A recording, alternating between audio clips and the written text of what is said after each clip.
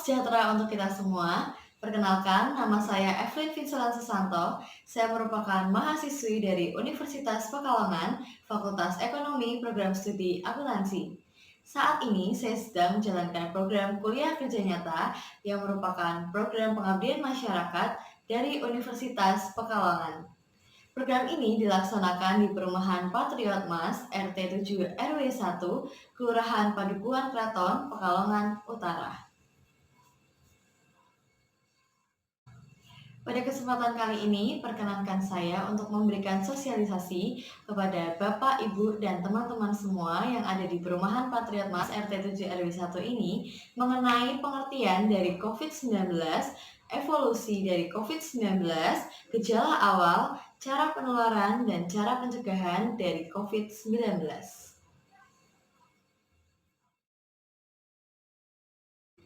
Yang pertama, kita akan melihat pengertian dari COVID-19. COVID-19 atau coronavirus merupakan keluarga besar virus yang menyebabkan penyakit pada manusia dan hewan.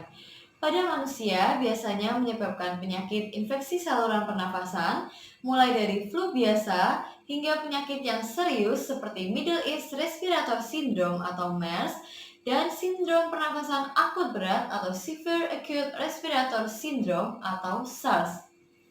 Coronavirus merupakan jenis baru yang ditemukan pada manusia sejak kejadian luar biasa yang muncul di Wuhan, China pada Desember 2019. Kemudian diberi nama Severe Acute Respiratory Syndrome Coronavirus 2 atau SARS-CoV-2 dan menyebabkan penyakit Coronavirus Disease 2019 atau COVID-19 atau yang sering kita dengar juga COVID-19. Selanjutnya, kita akan melihat bahwa virus corona ini merupakan satu famili dengan SARS dan MERS.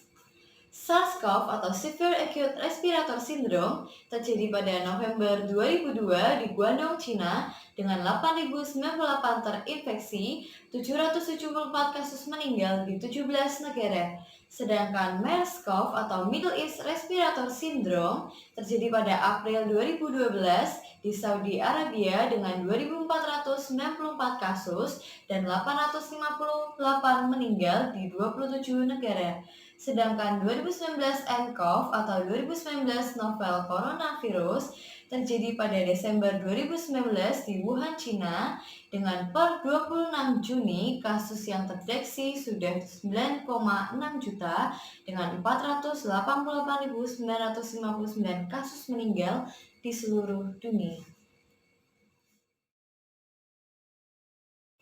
Kita harus senantiasa mewaspadai gejala awal dari COVID-19 ini. Mari kita lihat gejala awal dari COVID-19 ini dari hari ke hari.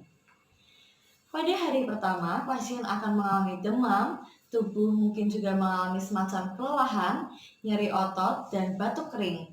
Kemudian pada hari kelima, pasien yang mengalami kesulitan bernafas. Kondisi ini biasanya terjadi pada mereka yang sudah lanjut usia dan memiliki penyakit sebelumnya. Kemudian pada hari ketujuh, menurut penelitian Universitas Wuhan, ini merupakan fase di mana rata-rata pasien masuk dalam rumah sakit. Kemudian pada hari ke-8, pasien yang mengalami kondisi parah sekitar 15% akan mengalami sindrom gangguan pernafasan akut. Dan pada hari ke-10 ketika gejala memburuk, pasien akan dibawa ke ICU. Dan biasanya mereka mengalami gangguan pada bagian perut dan kehilangan nafsu makan. Dan pada rentan waktu ini, sebagian kecil atau sekitar 2% dari pasien yang terjangkit meninggal dunia. Kemudian pada hari ke-17 setelah mengalami perawatan lebih kurang 2,5 minggu, pasien yang sudah membaik diperbolehkan untuk pulang ke rumah. Selanjutnya, kita akan melihat bagaimana cara penularan dari COVID-19 ini. Yang pertama, melalui udara dengan batuk dan bersin. Jadi ketika kita batuk, ketika kita bersin, kita akan mengeluarkan droplet ya atau percikan air liur. Itu dapat menimbulkan penularan COVID-19. Kemudian kontak pribadi seperti menyentuh dan berjabat tangan dengan orang yang sudah terinfeksi COVID-19. Selanjutnya, nyentuh benda atau permukaan yang telah terkontaminasi oleh virus corona. Dan yang terakhir, kontaminasi tinja. Namun yang terakhir ini sangat jarang terjadi ya.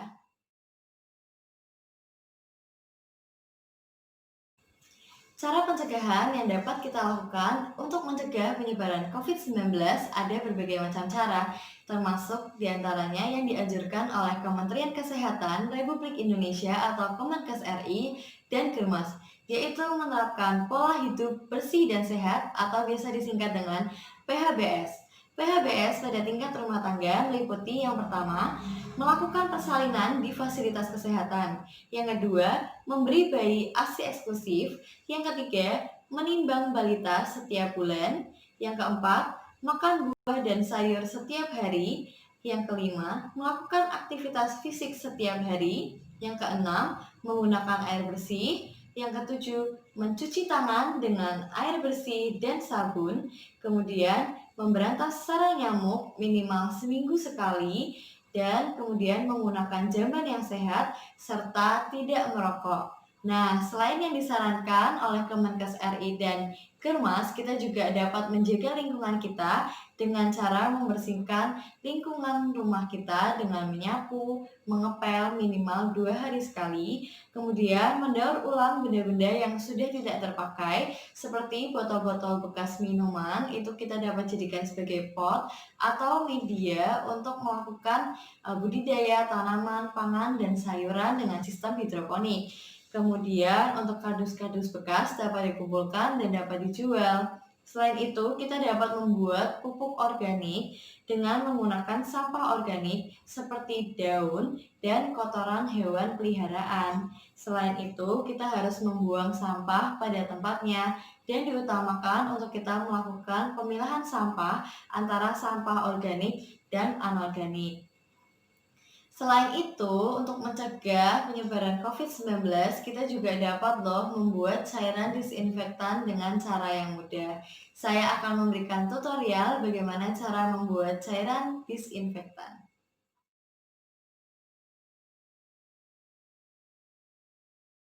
Saat ini saya akan memberikan tutorial bagaimana cara membuat disinfektan.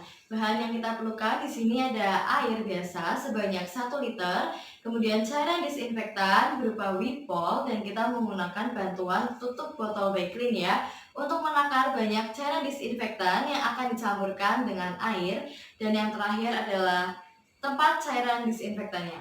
Mari ya kita mulai mengalahkannya. Yang pertama, kita siapkan dulu tempatnya. Kemudian kita tuangkan 1 liter air ke dalam tempat cairan disinfektannya.